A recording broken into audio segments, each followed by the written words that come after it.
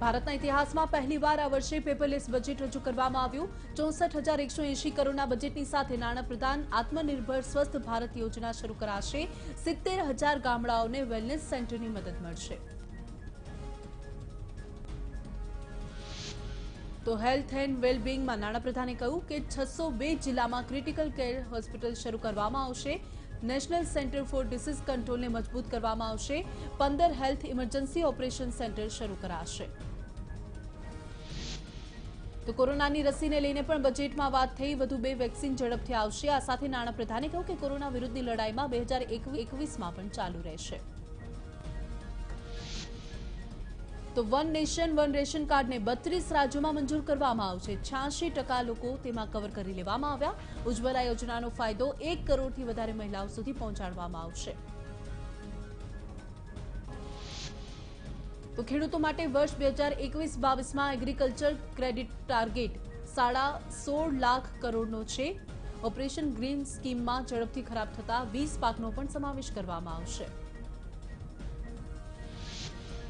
તો એજ્યુકેશન ક્ષેત્રમાં પણ નાણાપ્રધાને નવી બાબતો રજૂ કરી। એનજીઓ, રાજ્ય સરકાર અને પ્રાઇવેટ સેક્ટરની મદદથી 100 નવી સૈનિક શાળાઓની શરૂઆત કરાશે। લદ્દાખમાં હાયર એજ્યુકેશન માટે લેહમાં સેન્ટ્રલ યુનિવર્સિટી બનાવાશે। તો આદિવાસી વિસ્તારમાં 750 એકલવ્ય મોડેલ શાળાની સુવિધાઓમાં સુધારા થશે।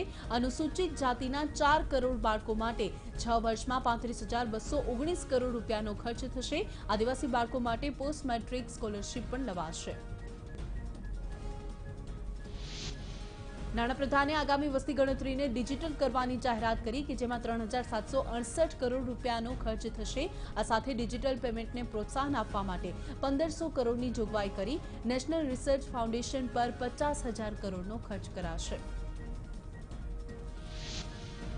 તો નાણાપ્રધાને આ વર્ષે ચૂંટણી થવાની છે તેવા 4 રાજ્યો તામિલનાડુ, કેરળ, બંગાળ અને આસામમાં રોડ ઇન્ફ્રાસ્ટ્રક્ચર પર 2.27 લાખ કરોડ રૂપિયાનો ખર્ચ કરવાની જાહેરાત કરી છે।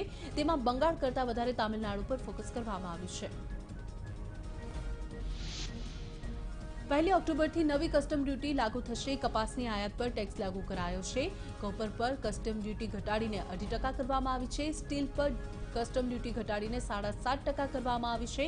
લોખંડ અને સ્ટીલના ઉત્પાદનો સસ્તા થશે। તો નાણાપ્રધાને વર્ષ 2021-22ના બજેટમાં મહત્વની જાહેરાત કરી। મોબાઈલ ઉપકરણો પર કસ્ટમ ડ્યુટી 2.5% વધારી છે। ઇલેક્ટ્રિક સામાન મોંઘો બનશે। આ સાથે મોબાઈલ અને તેના ચાર્જર મોંઘા થશે। તો નાણાપ્રધાન નિર્મલા સીતારમણે બજેટ સંસદમાં મોટી જાહેરાત કરી। 75 વર્ષથી વધારે ઉંમરના લોકોને ટેક્સ ભરવામાંથી રાહત। પેન્શનની આવક પર ટેક્સ નહીં આપવો પડે। આ સાથે જ આઈટી રિટર્ન ફાઇલ કરવામાંથી પણ મુક્તિ મળી।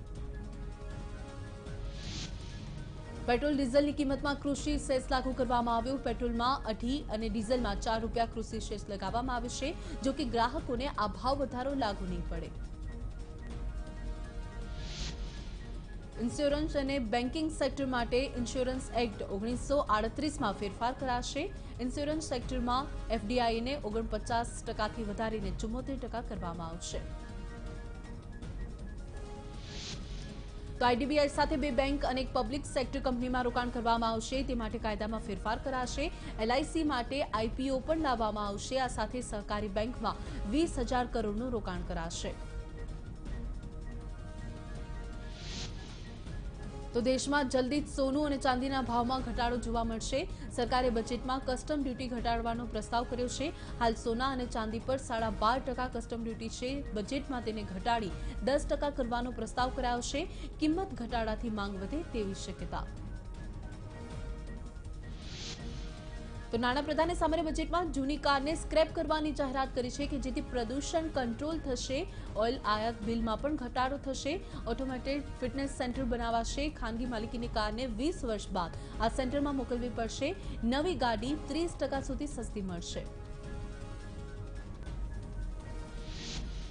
તો શહેરી વિસ્તારમાં બસ ટ્રાન્સપોર્ટ સિસ્ટમ શરૂ કરવામાં આવશે। 20,000 બસ તૈયાર કરાશે। તેનાથી ઓટો સેક્ટરને મદદ મળશે અને રોજગારી પણ વધશે। તો દેશમાં મેટ્રો સેવાનો વિસ્તાર થશે। કોચીમાં મેટ્રો 1900 કરોડના ખર્ચે 11 કિલોમીટર હિસ્સો બનાવશે। ચેન્નઈમાં 63,000 કરોડ રૂપિયાના ખર્ચે 180 કિલોમીટર લાંબો મેટ્રો રૂટ બનશે।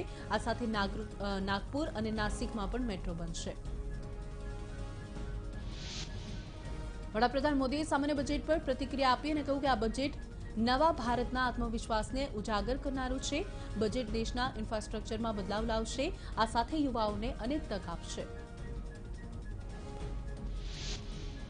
તો વડાપ્રધાને કહ્યું કે આ બજેટના દિલમાં ગામ અને ખેડૂત છે।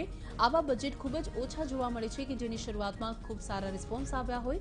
અનેક પડકાર હોવા છતાં તેમની સરકારે બજેટને પારદર્શક બનાવવા પર ભાર આપ્યો। તો વડાપ્રધાન મોદીએ કહ્યું કે ભારત કોરોના કાળમાં પણ ખૂબ જ પ્રોએક્ટિવ રહ્યું છે। આ સાથે જ કહ્યું કે બજેટમાં જાન અને જહાન બંને પર મહત્વ આપવામાં આવ્યું છે। તો રક્ષા પ્રધાન રાજનાથસિંહે સામાન્ય બજેટના વખાણ કર્યા અને કહ્યું કે આ બજેટ આત્મનિર્ભર ભારત માટે છે। આથી અર્થવ્યવસ્થાને પણ મજબૂતી મળશે। તો કેન્દ્રીય સ્વાસ્થ્ય પ્રધાન ડોક્ટર હર્ષવર્ધને સ્વાસ્થ્ય ક્ષેત્રના બજેટને લઈને કહ્યું કે લાંબા સમયથી જોવામાં આવતું સપનું હવે સાકાર થયું છે। બજેટમાં 137% વધારો કરાયો છે। ગયા વર્ષના બજેટ કરતા 2.37 ગણો વધારો છે।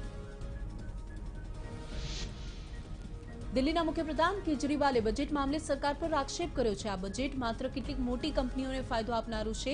આ બજેટ મોંઘવારીની સાથે સામાન્ય જનતાની મુશ્કેલી પણ વધારશે।